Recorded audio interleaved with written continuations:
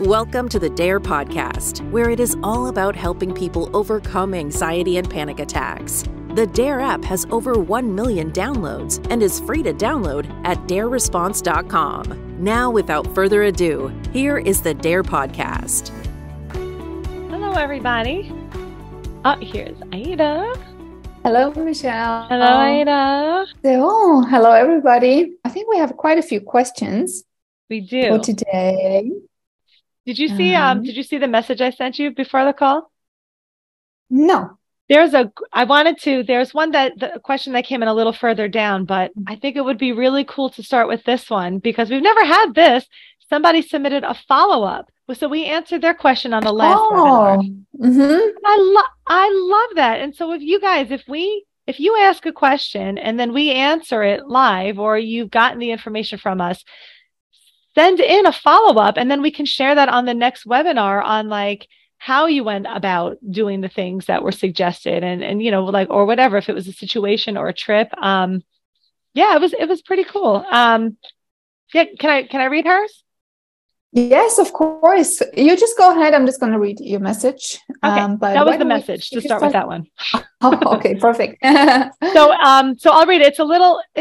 It's a little long, but I think it's great to read this out loud on the webinar. Just a heads up, I was the one who backed out of the cataract surgery. The doctor was compassionate, rescheduled me a week later for 9 o'clock in the morning. It was a piece of cake. I can see clearly now. Thank you, thank you, thank you. There was a 45-minute wait on the gurney before going into surgery. I forgot my earbuds, so I just played Michelle's tape of feeling trapped, and I started to doze off.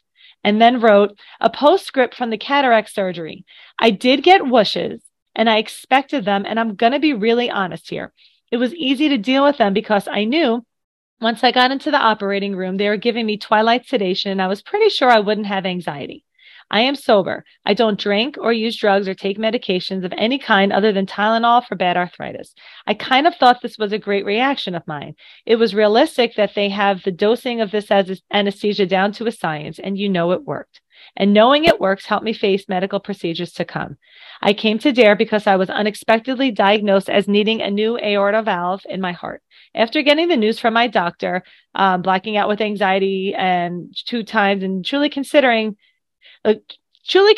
death as opposed to the heart procedure, my shaky fingers found you in the app store on my phone, and you're the first app I've ever bought. I both dared and white-knuckled my way through the heart procedure, which was just 6 months ago. I've continued with DARE, and my knuckles had blood in them through the cataract surgery, which is fantastic. And it makes a joke because I have arthritis in my hands. Yesterday, I met with the ankle surgeon, and we're gonna all have, I say this because you are all coming with me, my ankle replaced within 6 to 10 weeks. I give such thanks to have landed on DARE. I have very strong faith and struggled with why faith alone couldn't get me through these hurdles of anxiety. I listened to an old webinar of yours with the woman who suffers from anxiety and is a minister. You'll never know how much that one helped me. The blowbacks from both the heart procedure and the cataract surgery came. Once I settled in with accepting them, it was kind of fun to have lots of anxiety to practice with allowing and accepting and no fears of failure, because there was always another whoosh to deal with coming right down the road. It wasn't a walk in the park, but the practice in dealing with the anxiety using the DARE response was invaluable. These blowbacks were a boot camp on their own.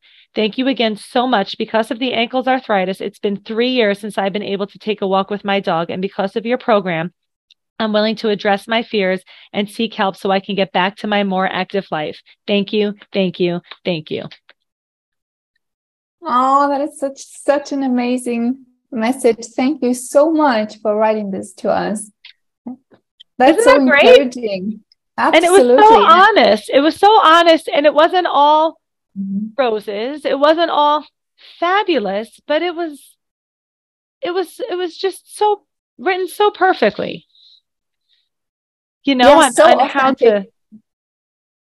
Yeah, and you know what I think? I think sometimes it may sound like, you know, it's an easy walk. Just do DARE, just accept, just let it be. It's not. It's really hard work. Like, the theory of it is simple, but doing it takes so much willingness. And choosing willingness over and over and over, and it doesn't get better instantly. It just takes time, and I think this is what really came out of this message. So thank you so very much. That was absolutely fantastic. I thought it was great. I thought it was a great one to start off with. And notice the words she chose, how she described it. Oh, I expected it to come. It was almost fun. Nobody would ever say that in the beginning of this journey, right? Where, so again, like what's changed other than like this sort of weird sort of attitude that we try and describe that's so non-tangible of like when you change how you treat, how you feel, it's like everything starts to fall into place. It was,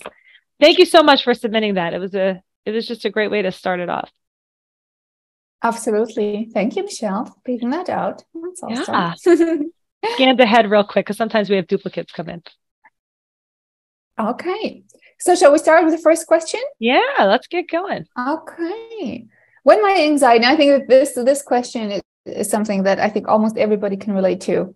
When my anxiety is high, I constantly feel like I'm living in my head and every thought is loud and I'm hyper aware of even the act of thinking. This causes me to spiral and DP to be worse. Is this normal? How do I get out of this? Let's start with question number 1, Michelle. Is this normal? And is there a term for it? Well, I don't like the term normal, but yeah, this is what happens. That's what it's called. That's when you start looking, it's kind of like meta land, which is the post. I don't know if you guys saw the post on Instagram I put up with the 2 heads. They were separated and one was finally going back into the other one. When we get into a heightened state, right? It's kind of like this awareness. Now, instead of looking directly out of your eyeballs at life, it's almost like we're looking like we're in meta land, looking at ourselves, looking at life. And now we're having thoughts and feelings about our thoughts and feelings about life. And this is loud. And now you're aware of all this stuff, trying to not be aware of this stuff. And if who's experienced, well, I'm sure this is the majority of people who has not experienced this. Who has not. Where now you're living kind of in 2 worlds, like looking at your head and trying to be involved in life and trying to accept and allow and trying to be here. And the more you do a lot of work and stay focused on what's in here, the less you are engaged in here. It's so annoying. It's so annoying. It's such an annoying feeling, isn't it, Michelle? Like that was I think the maybe not the worst, but the second worst thing I thought about anxiety is just constantly hearing your thoughts. It's like the volume has been turned up and you just notice everything at the same time, this over perception of yourself and of other people and reality and sounds and smells. And it's truly, truly uncomfortable. But always keep in mind, this is a very normal reaction of heightened arousal, of the fight or flight. And if there would be a real threat, that would serve you very, very well, because then your energy would be focused towards the threat. So hearing better, seeing better, noticing faster. But because with this kind of anxiety, there is no threat to be detected. And so now your mind turns inwards like, oh, what are you thinking? Why are you feeling this way? What are you doing? So normal. In that context, yes. Super unpleasant, yes. Will it go away? Also, yes. And diffuse it by keep telling yourself, because the second question was, I do spiral when I notice that. And how do I get out of it? First of all, you rephrase it. So what you're experiencing is really just stress hormones. It's just sensitization. I think it's so important to keep telling yourself, to remind yourself of that. This is just sensitization, nothing more, nothing less, and it will take care of itself the more you can just let it be and focus on your life. Very well explained. Right, because you don't need to be living in your head. That's the difference, right? If this is loud, I don't also need to turn and stay living here. So a loud head and my involvement in my loud head, remember they're 2 different things. And so here's sensitization and here's my involvement in sensitization. Me looking at the loudest person in the room. I don't have to look at the loudest person in the room. This guy's still loud, but I can get involved here and allow this loudness to be here. And when you allow for we're never meant to look directly at this. This was meant to always show up in the background to lock on to danger. And when there's no danger to lock onto, we kind of lock onto it and treat it as the danger. Yeah. But as long as you don't react to fear with that, it will take care of itself. The most important thing is really, as soon as you notice it and your initial response is, oh my God, what does this mean? Why am I still feeling like that? Just tell yourself, that's normal. It's normal to experience this while my nerves are sensitized. It will take care of itself. And it will. Tell me, guys, in the chat, who has experienced this and it just took care of itself after some time? There you go. Kai, me also. Michelle, I bet you too. Yeah, it all takes care of itself if you let it, right? Like this anxiety kind of heals itself. But if you're trying to heal it directly, like that's kind of the maintaining factor of what's keeping it. And so whatever it's hooked onto, if that's what you're maintaining your focus on, it's going to stay hooked onto the thing that you're treating as important. And so whoever's saying me too, you notice the stuff went away when it wasn't a direct thing. Like all my actions didn't work. It was kind of like you probably noticed it as a look back and by accident when you got involved in life. Like you weren't trying to be involved. You became involved in life, right? Became, not try. I became involved in life. And when I noticed that I was aware in life, I kind of forgot about this stuff. That's the backwards way this process works. Valentina said it beautifully. More attention gives more power, less focus, it diminishes. Yes, absolutely. To that. Amen. All right, next question. The thought of travel brings up anxiety. How can I use DARE to go on vacation with my family when I would rather stay at home? Yeah. And really, so whoever submitted that, you would think we would be talking about traveling, but it's not really. It's about the feeling of anxiety. Because if the feeling of anxiety was pleasant, you would travel because I might feel good. But because the feeling of anxiety is unpleasant, we have this disordered relationship with this unpleasant feeling. And so it really has nothing to do with traveling. You're either like, you make decisions on traveling based on where you want to go. But if you're making decisions based on how you might feel, it's really the feeling that's working on your relationship with this feeling that we need to focus on, not the trip itself. And so, because if the thought of travel brings up, I might feel great, then you're more inclined to go because it's a feel good feeling. But if I'm purposely not doing things in life because I might feel, it's never about working and pushing hard to get the things done in life, to check all the boxes, to eliminate anxiety. That's really where exhaustion comes in. And then you're going to be broke from all that exposure therapy if you're doing it with the wrong intention. And the intention is to get better at being uncomfortable in all the places I choose to go because I choose to go to the places, not trying to feel or not feel a certain feeling. And so whether it's travel or whether it's work or whether it's leave your house or stay home, it kind of all comes down to that same message. And I love what, am I pronouncing this right? Nigel said, I'm my safe space. That's Absolutely. So true. Wherever you go, there you are. And you only feel safe at home because there's no trigger present. And the thought of being triggered and the fear of not being able to handle it is really what creates anxiety.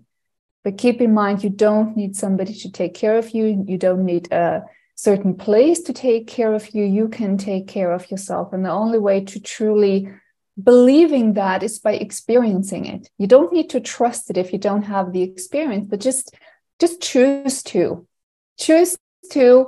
I choose to be my own safe space. So let's see how that goes. I'm curious to see what happens. Right? And in any case, even if I come back from the trip and I feel sensitized and was really stimulating, I was out there and I gave myself a chance to make a new experience.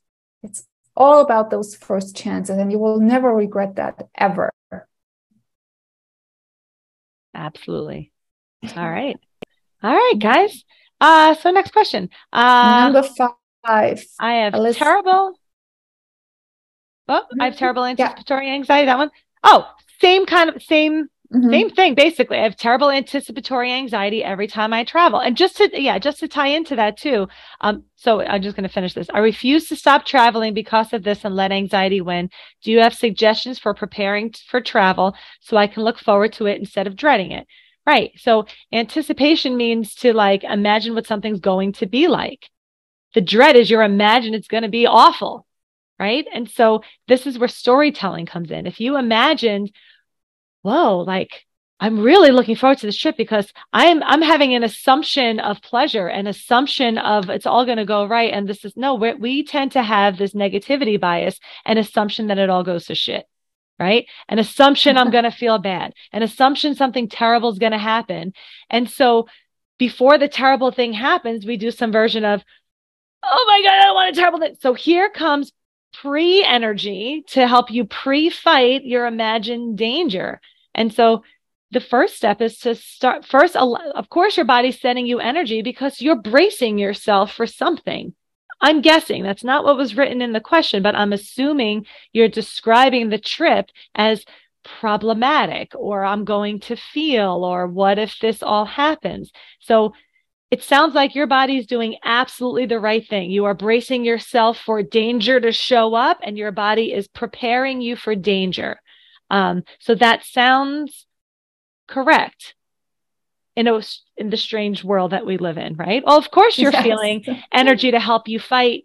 You're treating vacation as you're about to enter a war zone. So your body's prepping yourself for it. And that sounds like a perfectly functioning human body, right? And so it does. Yeah.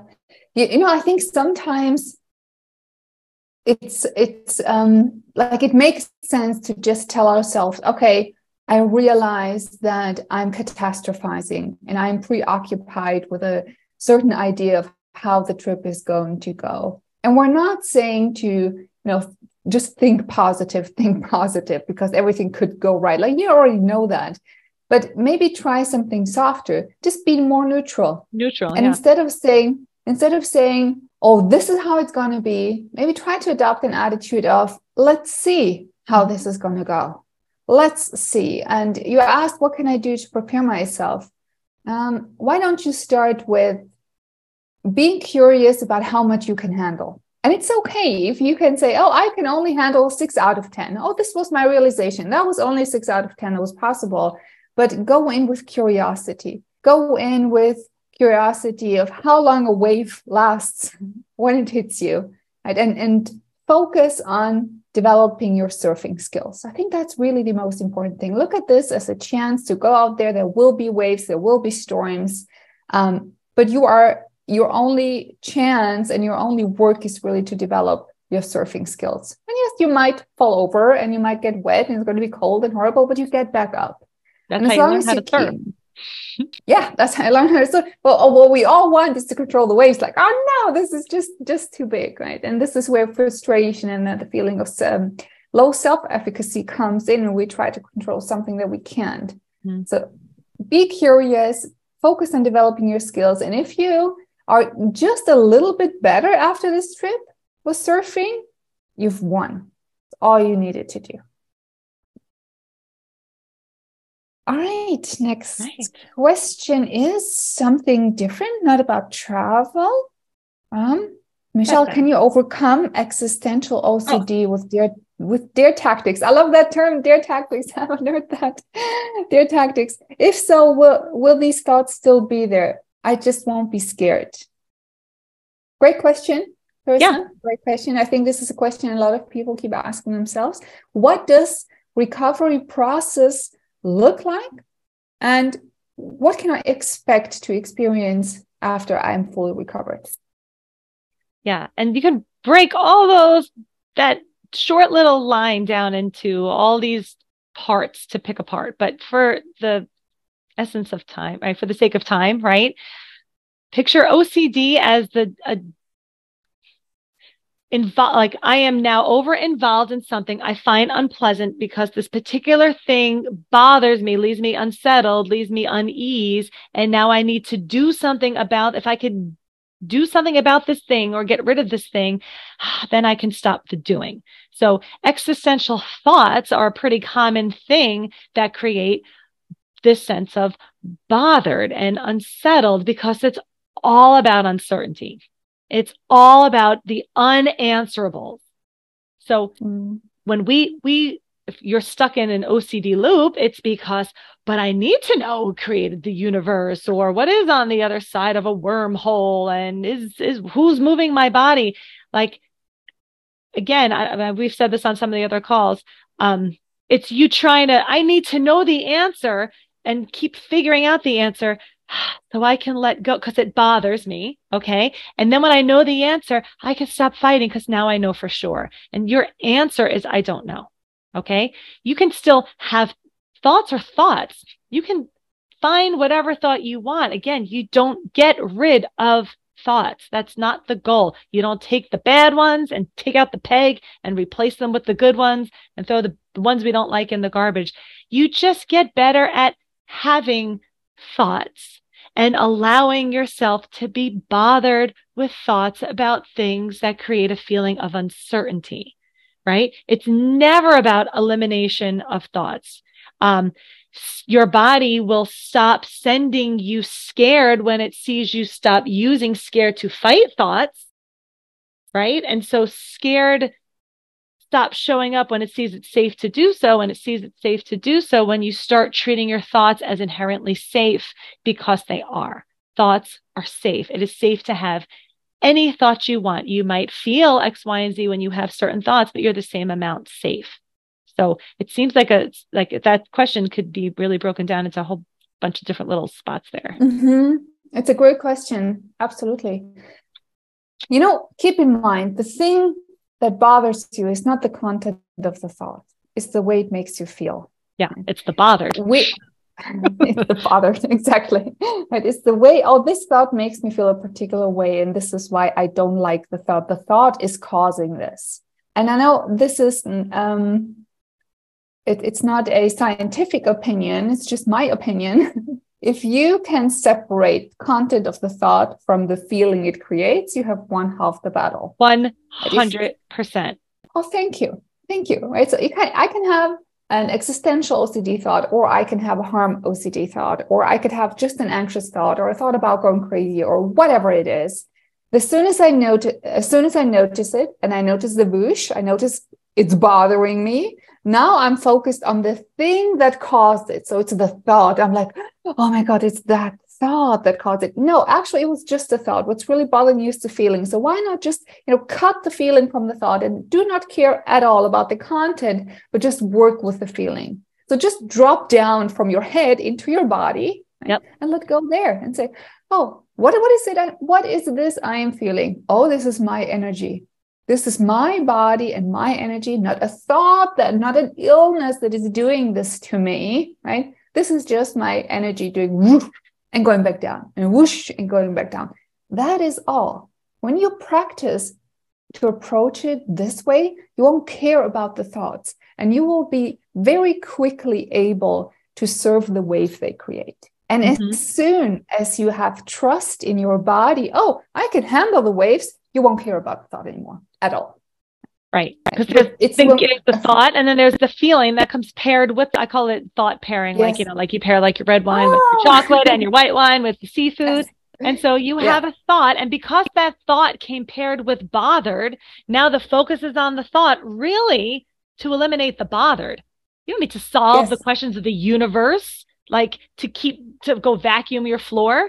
You're really just trying to find the answer so you feel less bothered. And we're just teaching you how to feel bothered, how to just feel bothered and not have to do without scared about it. Right. Because if you fight bothered, then scared shows up to help you fight bothered. So now you're bothered and you're anxious. Exactly. And now you're in this mess, right? What you can imagine is every time an OCD thought crosses your head, imagine you have scissors in your hand. You just do this. Oh, I'd only have to work with feeling. What is this I'm feeling? Oh, just adrenaline. This is my body doing this. It's nothing I need to be afraid of. So what do I do with the feeling that is unsettling? all right, nothing. I can just let it be there. And if I want to take it a step further, I can actually start to get excited and energized by that feeling, right? To reframe it. And as soon as your perception changes of how adrenaline feels in your body, everything changes. Everything. Now, in classical therapy, we would address the thought itself, right? So let's change the thought that caused this feeling, because if I change the thought, then the feeling will change. Good luck with that. We've all tried that. It just doesn't help, not in this case, right? Focus on that. Again, surfing the wave. All you are experiencing in that moment is a wave. So focus on surfing that, and the rest will get so much easier. And sorry, to answer your question, I think we've got a little bit of board. Will these thoughts still be there? Usually with OCD, in my experience, maybe yours is different, Michelle, or alike, the thoughts are still there for a while, but they feel like a discharged battery. Right? In the beginning, it's kind of like watching a movie without the music and the sound effects in the background. They just become right. They just become like you see like a sword fighting scene, and then when you actually see the actors doing it, it's just like a green screen, and you don't hear. But then you add in the music and the violins and the noise and the anticipatory music, and it creates a feeling. They just become, thoughts are neutral anyway, right? And so they can always go find any thought you want. It's still a book in your library. But it doesn't have to be so meaningful or important anymore, nor does the feeling that comes paired with it. Oh, I just noticed I have a thought, and now I notice this is how I felt while I had that thought. Yup to the thought and yup to the feeling. Neither of it is actionable. They are both really just noticeable. I noticed that thought. I noticed that feeling that came up with that thought. Yup, give it a nod and keep going and just carry on. And like this, when I see all these chats, like, never heard this. I can't believe I'm 32 and just learning this.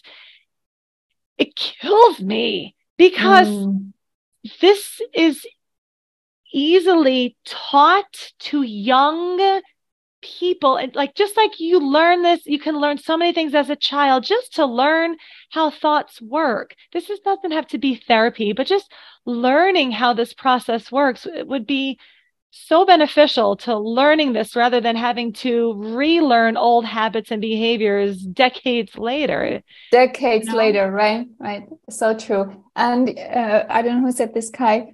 Don't worry. Like we, in our studies, like in our degree, we didn't learn that. I didn't learn this here either. I didn't learn this in school, which drives me even more crazy. Yeah, so it's a relearning process for most of us, and thankfully, neurotherapists like acceptance and commitment therapy, the whole mindfulness movement has been really a big help in pushing these much simpler, much more, I would dare to say, more natural approaches, because they're just so more authentic. Right? So we are learning that life is not just something that brings us joy, and we always have to strive for perfect health, for mental strength, for drive and success. But everybody wakes up at some point, you're like, oh, this shit is hard. Why did no one tell me this is going to be so hard? And what do I do when happiness isn't there anymore, or when work doesn't go as well, or if my part isn't there? What do I do with myself now? How do I handle myself? And I think a lot of this is really learning, getting to know ourselves and our mind and who we are. And I think it's a full human experience, really. Right. And right. Like how to, like everything sold out there is how to feel good, how to feel better. And we are teaching the opposite. We're teaching you how to feel bad. Like how to just feel bad, which really you end up feeling better when you get better at feeling badly. And this is what we're trying to do. Sometimes I feel like I'm screaming into a storm, but we are really just teaching you how to feel anxious, how to feel uncertain, how to feel bothered, and then maybe become just discomfort again, rather than discomfort that's marked as danger, as a threat. Yes, absolutely. And, we share so many times how we have a shitty day, or we're anxious, or we had, a day full of crying. No good therapist would ever do that, right? Because we are perfect. we have it all figured out. But it's not about that. It's about how do I handle myself while I feel this way. And you guys know I have to repeat this on every webinar, on every Dear Advanced call, because it's the best explanation summarized in an analogy. It's a Michelle thing. So I think, unfortunately, how I feel, how I treat how I feel, and how I treat myself while I feel. The whole Dare philosophy, all of what we're talking about is summarized in these 3 sentences. So keep that in mind. When you're stuck somewhere, it's wonderful. I'm so jealous. I should have come up with that. No, I'm just joking. I love it. You can take it. So when you feel, whenever you feel stuck, you can ask yourself, am I stuck in the way I feel, how I treat how I feel? Or am I judging myself for how I feel? It's usually, it fits in one of these categories, doesn't it, Michelle? Yeah, yeah. And Hannah made the best comment. This is so it. How to feel bothered, but not feel bothered by feeling bothered. Yeah. It's a weird, this is like Eckhart Tolle meets Dr. Seuss kind of smushed together. This whole like I'm bothered. And now I'm bothered that I'm bothered, as opposed to get better at being bothered. And then bothered is just bothered. It's unimportant. It's irrelevant. You get good at being bothered. You get better at being anxious. And then weirdly, as a byproduct, you become less anxious. You don't fight say there. Again. You become the rest of it. I can't say. I don't remember what I just said there. Like you have to grow your bother factor. Right. And it can be, even if it's not anxiety. I was explaining this to somebody on a one-to-one call this week. We're always talking about anxiety and the thoughts and whatever, the heart palpitations. Find something else bothersome, like an itchy tag in your clothes, or like just if you're in an uncomfortable seat on the bus and there's a more comfortable seat to sit in, go ahead and switch seats, but sit there first for a few minutes. Here's the feeling of bothered, whether it bothers my back or I feel too trapped in. Just sit and feel whatever version of bother that is for a second, but feel it willingly, loosely, with that attitude of like, just be bothered. And then go ahead. If you can switch to your seat and feel more comfortable, do so. But just little things like that of like, the waiter didn't get my order right. Oh my gosh, that bothers me. Just look at bothered for a second and you grow your capacity for bothered rather than trying to manipulate the world and your body and your brain to eliminate everything bothersome. And now I'm okay because I feel okay. Then you will always be at the mercy of the fluctuating universe. Yes. We did a weird exercise on a Dear Advanced call once, Michelle, where we pinched our left cheek. So it hurts, but now we're fighting that. I don't want to feel that. I hate this feeling. But you need to sit the 3 minutes with this pain, but I want you to fight with all that you've got. And then take the other cheek and pinch it and just be with it for 3 minutes and see what difference it makes. Well, it's the same pain. It's the same level of pain, but it does feel so different when I fight it, or when, as you said beautifully, do it willingly and just let it be there. I know it's weird, but try it out. You will notice a big difference. And it doesn't happen directly. Like this is your brain has a way of like filtering things to like the unimportant bin, the irrelevance bin. And so and it kind of sees what you're doing. And if it just kind of like how your eyeballs work, like what you look at, you see in crisp detail, and the rest goes into unimportance land of peripheral vision. This is sort of, and even if it could be loud things, if you're a parent, you know this when your kids are loud downstairs. If you're a pet owner and your dogs are making noise, somebody who comes in that doesn't own a dog, now they're more tuned in and aware where like, sure, physiologically, your brain probably registered it, but it was put into the bin of unimportance, right? And this doesn't mean like the outside stuff changes. When your inside experience of what's happening on the outside changes, then you allow even really loud things to go into this little recycling bin of unimportance. Like we don't need to keep putting this in the forefront of her consciousness, because it's loud, but it's unimportant loud. And that's how you become, right? Become tuned out of things, not try and not notice. Those are two different experiences. I love that. You should write a daily dare on that. Oh, you should write a daily dare about all the things I say. That's perfect. And what Michelle just said, this is really how recovery works. Like things that were at the forefront of your consciousness. Oh, my heart skipped a beat. Oh, there was again an OCD harm thought. With time and practice, your brain will just filter this out as non-importance because you did not react with fear to that. But every time you react with, oh my God, your brain's going to be like, oh yeah, that is really important. So next time this comes up, I will show her again in her face. Right. Look at this. Look at this. And also keep in mind, your brain actually never says, oh my God, look at this. It's always kind of a question like, should we look at this? Yeah. Yeah. Yeah. What do you think? And you're like, oh my God. And your brain's like, oh, okay, I got it. It's going to come back again. And when you say, I don't care, it's like, oh, all right, maybe I'll bring it back one more time just to be sure that she doesn't care. But sounds weird. Yeah, weird is okay. All right, fine. Right. I have to tell a story about, and I'm hoping my mother never hears this phone call. Okay. And if somebody on here knows my mother, please don't tell Pat George. Okay. So this kind of sums up what we were talking about here. My dad had this antique, not grandfather clock, but like a smaller tabletop version of a clock, like the top part. And he had this for decades and never got it fixed. Okay. And so he just got it fixed, I don't know, months ago after having this for years. It sat in their dining room. And now that it's fixed, it gongs every 15 minutes, like da-na-na-na, da-na-na-na, you know, those clocks, right? And my mother hates this freaking thing, right? So he gets it fixed, and every 15 minutes, so I was at months ago, I was at their house, and every 15 minutes, my mother, oh my God, here we go again. Oh, there goes the car. Oh yeah, it's an antique. He had to get the thing fixed. Oh yeah, it's prized possession. Now the thing gongs all day long. Gong, gong. This is my mother every 15 minutes when this clock gongs. And then she yells at my dad yells back at my mom. Oh, here we go again. Here we go. We got to live with this the rest of my life. This is my nice Bronx Italian family. Okay. I'm not even over exaggerating it either, although my mother thinks that. Okay. Fast forward. I heard the voice message. Oh, you have heard her. Fast forward to last Sunday when we go over there for dinner. And I see it's past the quarter hour. And I didn't notice it gong. And I said out loud at dinner, because I'm facing this clock, I said, did that thing make the noise? Did you turn it back off?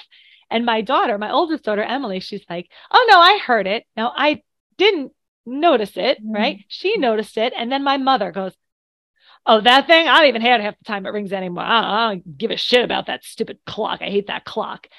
So, like, what happened? Because she was stuck complaining about that clock every 15 minutes. And then months later, now she doesn't hear it. Certainly not from her. Somebody just wrote, she's surrendered to the damn clock.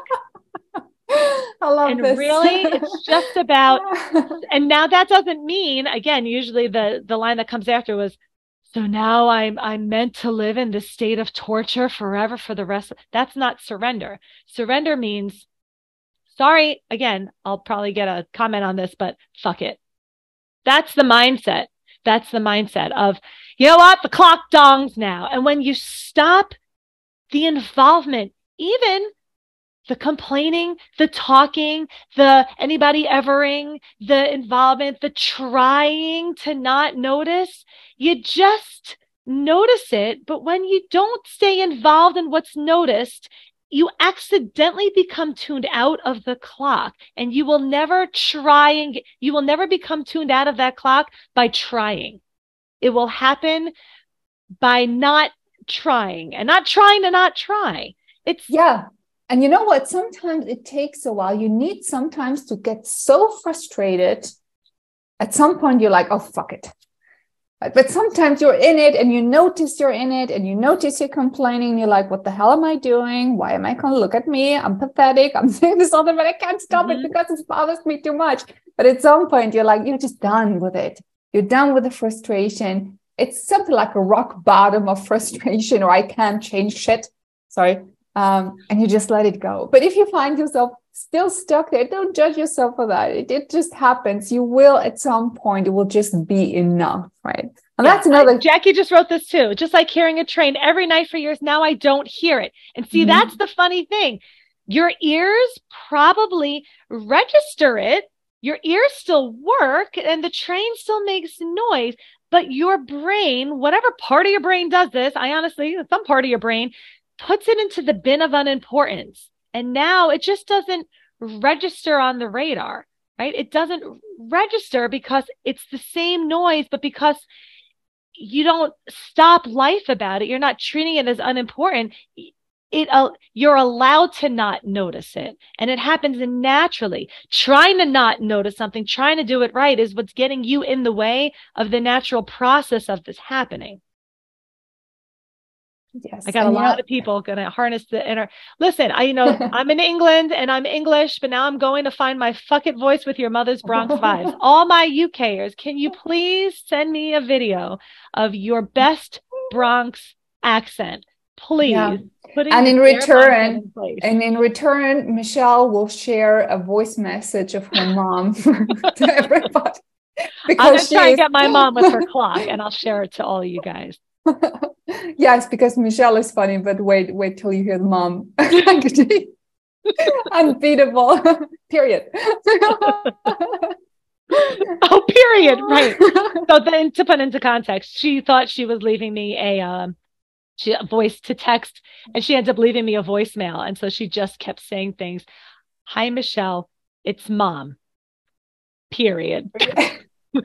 Please call me when you get home. Period. Right. So, and that's the voicemail I got. That was like 3.5 minutes. This has nothing to do with anxiety. So, topic, but really kind of. Yeah, but mom is famous now. Say hi to mom from us, Michelle. Much I will look at her on one of these calls someday. What do you act like that? I don't talk like that. I don't talk like that. Okay. Oh, she'll fix us. I have a feeling mom will fix us all. Good. Where were we? What did we leave off, Michelle? Guys, don't mind us. This one is it's a nice change. It's slightly different subject matter, but it's going to be the same sort of thing. Hi, did you have a patient in the past that also has somniphobia or fear around sleep? So this is the fear of being asleep, not the fear of what if I don't sleep, which is what you hear about a lot, but the fear of actually going to sleep or being asleep. Are the DARE coaches? Can they help with this type of situation? I want to book a call. I want to know if you can help. Okay. I have so many experiences in sleep that make me fear sleeping alone. And then again, like maybe booking a call if this is something we talk about. But absolutely. So, okay, here we go. I'm scared to sleep in the house alone. Even just in the comment section of people who happen to be on this call, who is scared of sleep? Because it's pretty common. I don't know why. I'll put a post on this or something, but it seems like if there's not a lot of posts, people think they're just in it on their own. Yep, my father went through this. I was, pretty common. And I mean, in my experience, it's usually like I'm not in control. If I'm not awake and I'm not alert, I can't do any. So sometimes it's like, what if something happens to me and I'm not awake to help myself stay alive? Right? This let go of control. Sometimes it could be tied to some sort of past trauma, like something did happen when you were asleep, or it was not safe to be alone, or like that could always be a thing. But what happens is it becomes it's the ultimate let go of control, because your body falls asleep and now you are not in an aware state, and it's scary to not be aware. The other thing I've seen that come up is that scary dreams and the hypnic jerks, all that stuff happens. That is scary. So better stay awake to brace myself for the things. Yes. And you know what's most often the case is just something weird that anxiety does. It's the same as all of a sudden I'm afraid of swallowing my food. I had never had a problem with food or anything like that. going through a phase of high sensitization, and I just notice I'm swallowing food and I have a whoosh at that moment for no particular reason at all. But there you go. Now two things are fused together, swallowing and the whoosh. And now every time I eat something, I notice I'm swallowing. And now I focus on that. Now I notice I'm focusing on that. And that freaks me out. And every time I do it, it gets stronger and stronger. And the whooshes get bigger and bigger and bigger. And now I have fear of swallowing. So common. And you can replace that with so many other weird things that don't seem to make any sense. But this is just how associations work. That could also be the case. And most often this is it's not long ago I had a client who was afraid of sleeping. Like just the mere act of being asleep scared her. Yeah, that's this person, exactly. Right? That's this question. Yes. And all that we have said prior, you are not afraid of sleeping truly. It's the feeling that comes with the thought of sleeping. You don't like the way that thought makes you feel, because if you would feel differently about it, it wouldn't be a problem. What you have to remember is that your body knows how to sleep, and you have to remember that sleep is safe. Same as a heartbeat is safe, same as eating is safe. All of these things that feel super, super unsafe because we have conditioned ourselves into fearing these things are not dangerous. Right. Sleep is not danger. And then we hook it, but it could be. But what if danger shows up and I'm not alert and prepared for it, or I'm out of control? Or like a few people were saying, I feel very alone. Everybody's asleep, or like so other people fall asleep before me and I'm alone, or I'm asleep and I can't be aware.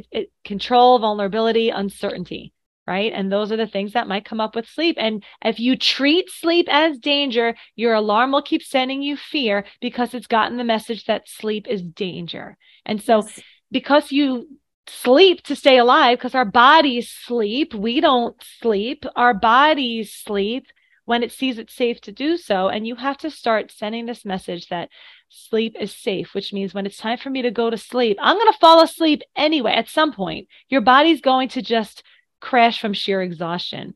And so at least start falling asleep willingly. Be more willing to sleep. Be more willing to be scared while you sleep, while you're falling asleep. It's you see how it looks like a different subject, but it's going to be the same process and treatment, just with a different subject matter. Yes. And just to help you with an analogy, because I think that's so important, and it ties into this generalization that happens with anxiety. I have never been afraid of driving, of flying, of stepping into an elevator, of sleeping, of swallowing. And all of a sudden, I'm afraid of all of these things. It started with one, and it generalizes to many, many things. It feels scary. This is why I try to avoid it or control it. But think about when you go on a roller coaster. Why does that thing scare us? And why do we still take a seat? Why do we do that? Our body is like, oh my God, what are you doing? What are you doing? We're like, oh yeah, let's go. Why? Because perceived fear is very different from real fear. And because we know this is not dangerous, I willingly allow my body to express fear, and I turn it into excitement. Right? Perceived fear and real fear are two very, very different things. And this applies to everything. I feel as if sleeping is really dangerous, and it can feel super real. But is it though? Right? I hate driving because I feel so anxious. I feel so unsafe. But if I think back, I've been driving since 30 years with a perfect record. Is it truly dangerous? No, right? Swallowing my food, it feels like, oh my God, I'm going to choke. I'm going to die. Everybody's going to notice. I'm going to embarrass myself. But I've been eating. How old am I now? Oh, 37. It's 37 years. What does my experience say? Is it safe? Right? And just remembering that in that moment of heightened fear is really helpful to step into willingness and to do it anyway. Yeah. Right? How can I make myself do it? How can I make myself just be willing to do it? Sometimes just use that little bit of rationality that is left in your brain while you're anxious and ask yourself, is that true?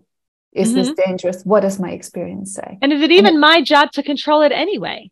Right? Like Monica posted a good comment there. Sleeping can be an issue when you have air hunger during the day. Then at night we worry, how will we breathe? Exactly. Because guess what, Monica? Breathing is none of your business. None. Not your consciousness's business. It's taken on a job that doesn't belong to it. You don't breathe with your you don't prefrontal cortex it. This is your autonomic nervous system. So you trying to get a good breath all day long, you're over involved in a place that is not your work assignment. So Yes. You're trying to breathe all day long, which was not your job during the day. And it's definitely not your job at night. This is you in an area that you don't belong in. And we start meddling with the parts of it. Like you said, trying to not choke, trying to not throw up, trying to control all these things. It's an over involvement problem, and it's a control problem. And what are we trying to control? The bad stuff, the stuff we find uncomfortable, unpleasant. You're not hooking to, what if I don't breathe at night and I get an orgasm? It's, what if I don't breathe and I die? Oh my God, I don't want to die. Better make sure I breathe. And we were not meant to have direct control over an autonomic nervous system. The gears are stuck because you're trying too hard. This is where surrender comes in. I don't know. You're right. You're right. I might die. And weirdly, surrender to a could also. I don't know. I'm not fighting. I can't fight the coulds anymore. I'm just going to sleep. And you kind of put it out to the universe. And then that's how your body gets back into sync with itself. And the autonomic nervous system takes care of the automated things. And your conscious effort goes back to the stuff where it's more useful, which is life. Eyeballs out, not eyeballs in. Eyeballs out. It's going to be next daily there. Eyeballs out. But yeah, there was a comment about ear hunger, right? And still you can go through life worrying about breathing and experience air hunger for a week, and still you're alive and you're not lacking any oxygen. Why? It's not because you're keeping yourself alive. You are making your life really hard by trying to do that, and your body still keeps you alive. And air hunger, the sensation of air hunger is because the exhale is shortened. Right? This is the pH level in the blood drops or changes. It's not balanced. This is why we feel like I don't get enough. You do get enough. It's just more uncomfortable. Right? It's like pinching your cheek and walking around like that throughout the day. And nothing bad happens. It's just very, very unpleasant. So if you do experience air hunger, surrender control back to your body and exhale. Because only when you exhale, you can actually inhale. And when you do that a few times, you're like, oh, I can change it. This sensation can go away in a matter of minutes if I just allow my body to breathe in its natural rhythm. You can regain trust in your body to keep you alive because it's doing that anyway. Right. And you see her word? To regain trust, not to control, not to use what she just said. You just said exhale. And then we take it so literally and so now instead of somebody's going to be, it's to put trust back in your body. And in order to trust something, you have to take your eyes off of it and surrender to uncertainty. That's where trust starts to grow, when you take your eyes off of it and surrender. You can't grow trust any other way. If I say I trust you and I still follow you around and I look at everything you do, I will never grow trust. Because I will never allow that uncertainty to be. You only grow trust in uncertainty. Oh, I love that, Michelle. And thank you for clarifying that. Absolutely. Just to give an example. So when you have air hunger and you're highly anxious, how do you breathe? You're like this. Why? Because you're trying to control it, because you're focused on it. The moment you say, okay, I'm going to let go, what does your body automatically do? Have you noticed that? Yeah. The sigh. So you let go and then your body will exhale. You don't need to exhale to let go, if that makes sense. Let go first, and then your body goes back into its natural way of breathing. It will exhale as much as it needs so the pH level can again come back into balance. But that's not your job. Just imagine, you guys, if that would be our job to keep ourselves alive. We wouldn't last too long. Babies are not responsible. No. Babies are very irresponsible if they had to be in charge of their digestive system and their lungs and their blinking and their swallowing and whatever the hell your spleen does, right? Like, we would not live long. That's why we weren't meant to meddle back here. And now our eyes are behind the curtains. If you're you're mechanically breathing, like trying to control your breathing, you're not meant to do that, right? Even if you start breathing unpleasantly, right? If your body gives you this whoosh, like now, this is me breathing for danger. And so the whole point of like being aware of your breathing is to just not control it or do all these exercises to self-regulate my breathing. It's just to kind of like, well, if this is breathing for danger, what would breathing for safety look like? Oh, it would just go back to this. And so just breathe regular, not try to, just kind of go back to not like non-involvement. So this takes some practice where you're focusing more on your world and the inner workings of your body. But again, it's an over-involvement problem. It's a doing disorder. You're doing things about stuff that you were never meant to do. Yeah. So bottom line, just think about the past years. What have you been actively doing to keep yourself alive? And how did that work? Like we can't even get our nutrition right. We can't even get that right, although we were drowning in food. But we cannot choose to eat the right things and to nourish our body properly. And we are the ones who should be able to breathe and to sleep and to just think positively and not have negative thoughts and feelings. It just doesn't work. Yeah. Okay. We're not that competent, guys. Our actions are like pinned to the wrong things, where it's like, wow, I actually have more say in the food that goes into my mouth than I do in what my body does. But I'm spending an inordinate amount of time trying to mechanically breathe and blink and swallow. And I don't have time to do that stuff because I'm trying to stay alive. And you don't need to do that. Here, your anxiety is cranking out. It just keeps sending you survival energy because you keep acting like you're surviving. And so when you start acting like you're safe, right? I don't need to be involved in survival behaviors. Your body naturally comes out of survival mode. You're only involved in survival behaviors because you're in survival mode. And so it works the other way. I have to go back into living mode. And then my body gets the message on a delay. Like somebody was saying, when you run, when you stop running, your lungs are still pumping and then they naturally come down. They naturally regulate. Your body regulates. You don't turn inward and mechanically regulate it. That will just keep you doing that over and over ad nauseum. And so if life is safe, start acting safe. And all of this is sending the message of safety. It's safe to sleep. It's safe to have thoughts. It's safe to think about vacation. It's safe to have thoughts about the universe. And I'm just trying to hit every thought that it's safe to be scared. It's safe to be scared. It's safe to not know. I'm no more or less danger. I'm just more scared. And it's safe to have scared too. Yes. Yeah. Somebody wrote, we have to behave our way out of this, not think our way. Yes. And if you guys have pets or little kids, just watch them. They will never do what you tell them to do. They will act like you act. You cannot tell them, oh, I'm super calm. Everything's fine. But they're like, oh, what the fuck's wrong with you? Oh, sorry. So they are going to notice your energy and the way you behave, like not what you say. It's same with pets, same with kids. And it's the same thing with your body and with your anxious mind. It's really like a dog. What do you think? What do you do? It really is. Yeah. I'm really excited. Right? And you're like, no, it's fine. And I'm going to show you with my behavior that it's fine. What do you all do? Everybody who has dogs and who gets scared on New Year's Eve, right? If you tell the dog everything's going to be fine, everything's going to be fine, you don't need to be scared. Everything is fine. What will the dog do? He's like, oh my God, this is horrible. But if you just act like this is irrelevant, the noises are irrelevant, everything is fine, they will start to feel safe because they'll watch your energy and your behavior. Right? Yeah.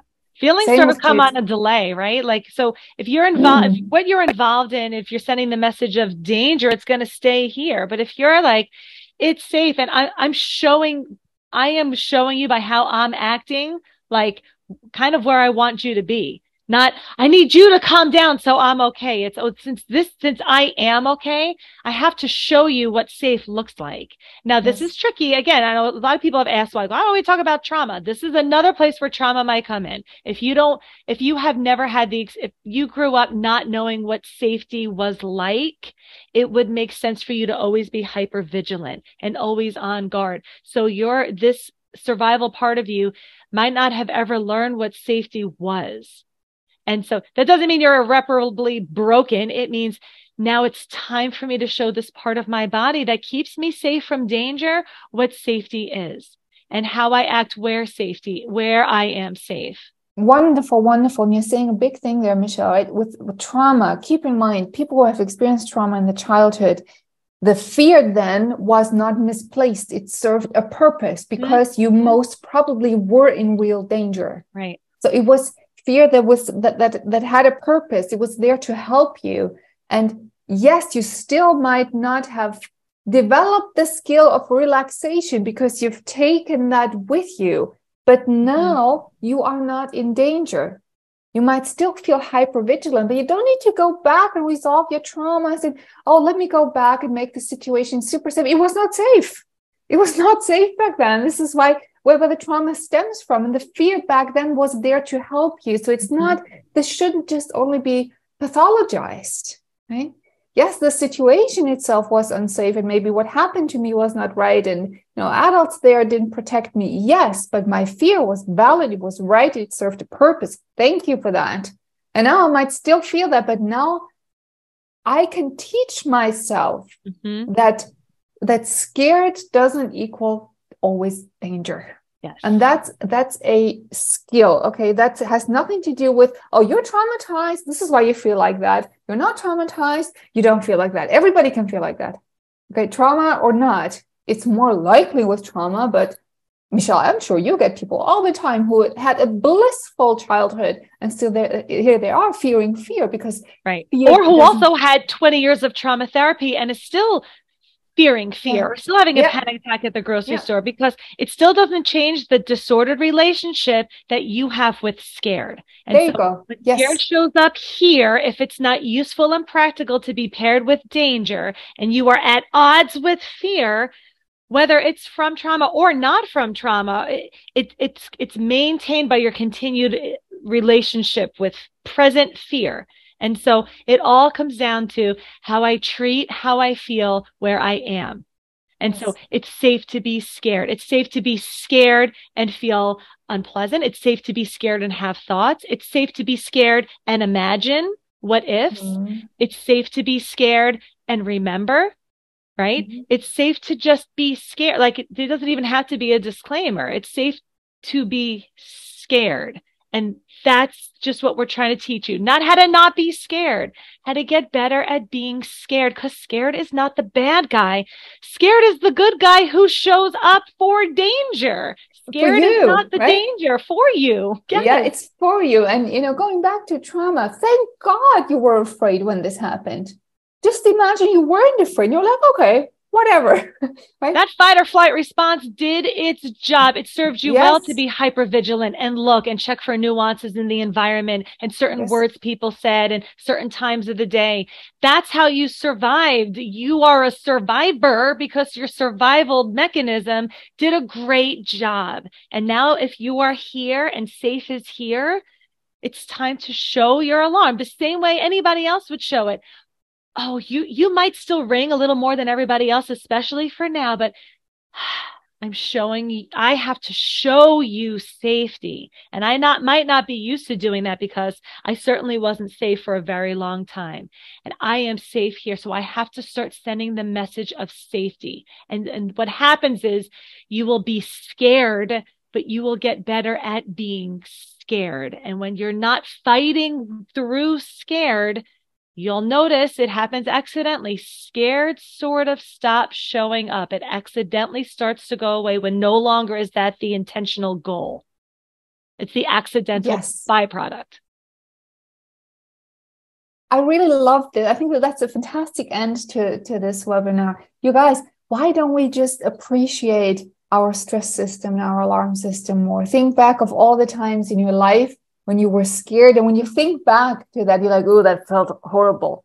Yeah, it did feel horrible. But are you not also really grateful for, oh, thank you, body. You were there to protect me. Yeah, you did ring the alarm bells and said, hey, watch out. Something needs to be done here.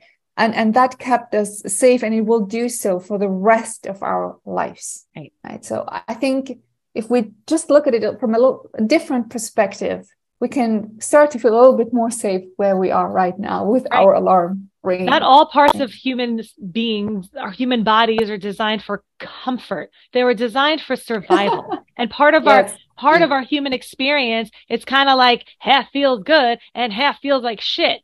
We've just decided I shouldn't ever feel like shit. And we're here to get you better at feeling shitty. Yes. And living authentically. Yes.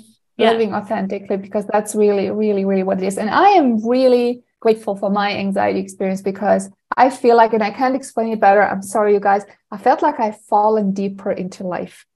I feel so much more connected with myself and the world and the people, with everything that's true and beautiful and real, with all there is in it. And that's a beautiful thing. And for that, I'm grateful. Now that's the perfect note to end on. Wonderful. It was so good seeing you, Michelle. You too. And thank you to all the people that are new. I hope we didn't scare you off. Oh God. Stick around. I'll introduce you all to my mother soon. Stick around. Maybe you'll see Pat show up. Thank you, everybody. Bye, everyone. Take care. Bye-bye. Bye. Thank you for listening to the DARE podcast. The DARE app has over 1 million downloads and is helping people all around the world to overcome anxiety and panic attacks. You can download the app for free at dareresponse.com.